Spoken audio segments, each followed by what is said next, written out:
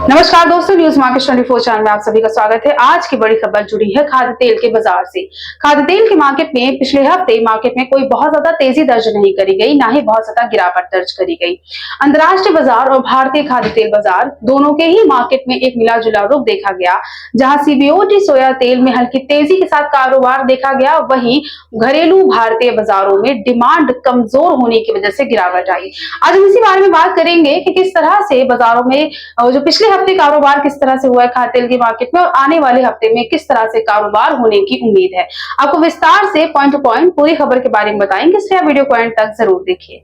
अंतर्राष्ट्रीय मार्केट से शुरुआत करते हैं तो सीबीओटी सोया तेल में पिछले हफ्ते के अंतिम दिन यानी वीकेंड वाले दिन ₹1 बढ़कर सीबीओटी सोया तेल बंद हुआ है। इसके अलावा स्टॉक जो होता है वो भी बढ़ने की खबरें आ रही हैं।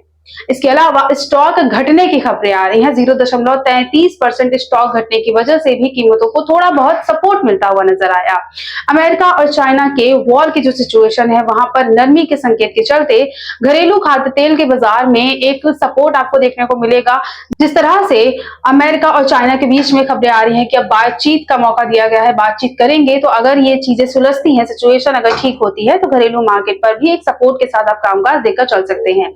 इसके अलावा टेक्निकल रूप से अगर देखते हैं तो सीबीओटी का जो जुलाई अनुबंध प्रतिरोध है वो 49 के करीब पहुंचने की खबरें आ रही हैं, जिसकी वजह से तेजी एक सीमित दायरे पर देखी जाएगी। मार्केट में अंतर्राष्ट्रीय मार्केट में भी कारोबार जो पिछले हफ्ते देखा गया है वो बहुत ज्यादा स्थिर देखा गया है, कोई बहुत ज्यादा मोमेंटम यहाँ पर नहीं आया है। अंतर्राष्ट्रीय बाजार के अलावा अब बात करते हैं कि घरेलू मार्केट में किस तरह से कारोबार देखा गया। तो घरेलू मार्केट में पिछले हफ्ते की शुरुआत से मंडे से लेकर वीकेंड वाले दिन तक 2 से लेकर ₹3 पर किलोग्राम तक की गिरावट दर्ज करी गई। मार्केट में डिमांड बहुत ही बाजारों में अच्छी नहीं है, डिमांड सुस्त है और ऊपर से अंतर्राष्ट्रीय बाजार भी स्टेबल है, तो कोई खास इंपैक्ट भी पड़ता हुआ नजर नहीं आया।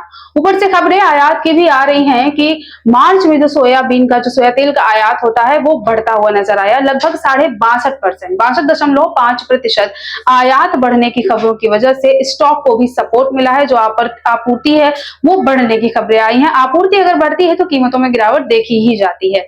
इसके अलावा जो कांडला पर सपोर्ट है वो जल्द ही ₹2 से ₹3 पर किलोग्राम पर पहुंचने की उम्मीद नजर आ रही है। मार्केट में जो पूरी तरह से बाजार है वो विदेशी बाजारों पर डिपेंड करता है। अंतर्राष्ट्रीय मार्केट के हालात को देखते हुए, चाइना अमेरिका के बीच का जो टैरिफ की सिचुएशन है उसको देखते हुए घरेलू मार्केट पर हालात देखे जाएंगे। आने वाला बाजार इस चीज पर डिपेंड करता है। इसके अलावा एक खबर और निकल कर और आ रही है कि नेफेड अब बिकवाली करने वाला है। अगर नेफेड की बिकवाली होती है तो कीमतों पर प्रेशर देखा जाएगा, बाजार पर प्रेशर देखा जाएगा, और अगर बिकवाली नहीं होती है तो बाउंस बैक आने की खबरें आ रही है। इस तरह से जो ओवरऑल टोटल बाजार है वो पूरी तरह से विदेशी मार्केट पर डिपेंड करता है। अगर अमेरिका और चाइना के बीच की सिचुएशन सुधरती है तो मार्केट में तेजी देखने को मिलेगी।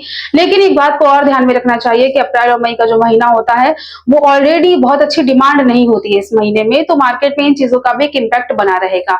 सवाल ये होता है कि बाजारों में क्या ऐसे जो माहौल देखे जा रहे हैं इसमें आपको खरीदारी करनी चाहिए या नहीं। अगर आपको भी सवालों के जवाब चाहिए और निकट भविष्य में कैसा कारोबार देखा जाएगा सोयाबीन के और सोया तेल के बाजारों में खास तौर से, अगर आपको इन सारे सवालों के जवाब चाहिए तो आप मॉर्निंग में होने वाला 9:45 का लाइव सेशन ज्वाइन कर सकते हैं। स्क्रीन पर दिए गए नंबर पर कांटेक्ट कर सकते हैं आप, या फिर दिए हुए क्यूआर कोड को स्कैन कर सकते हैं। तो आज के वीडियो में सिर्फ इतना ही। मिलते हैं आपसे अगले वीडियो के साथ, तब तक के लिए stay healthy, stay safe. Thanks for watching bureau report news market 24।